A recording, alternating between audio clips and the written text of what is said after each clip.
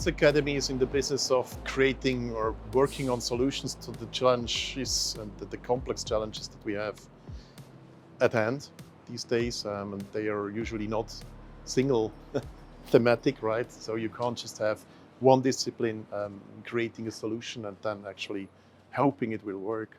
We see this in the past, we have lots of failed solutions. So it's actually bringing all that together to, from the beginning, work on solutions together that are actually reality checked or that are really responding to real-time challenges and real-time solutions that can be applied rather than just monothematic aspects.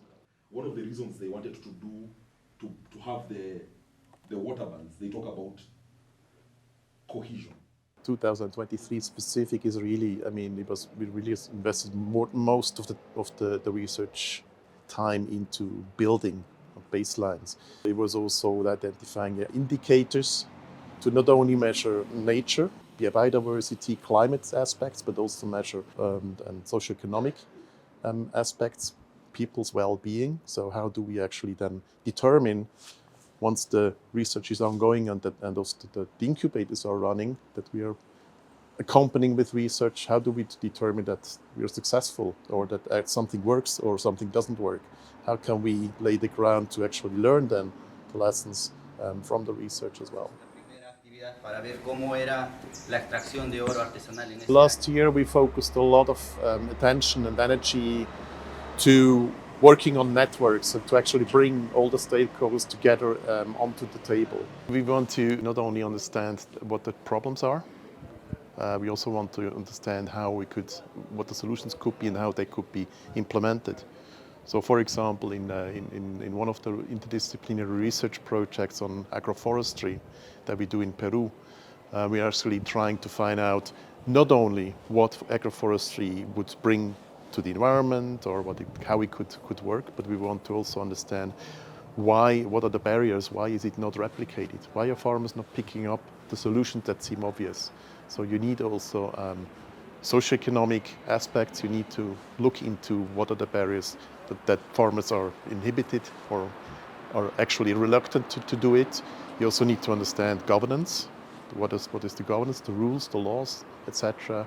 And therefore it's easiest not only to have a diverse team of scientists, but also work together with the farmers. And that's actually what we did last year in 2023.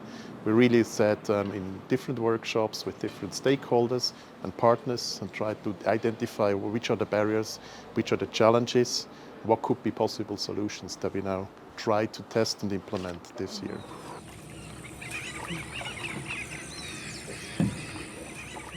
Grounding the research in reality. So it's the big so what question. It's not only the question how things work or what the problem is, but for what.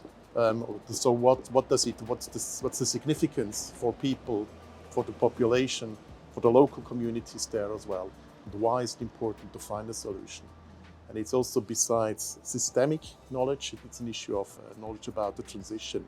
So how do we implement or generate and implement solutions without having people losing out on the issue?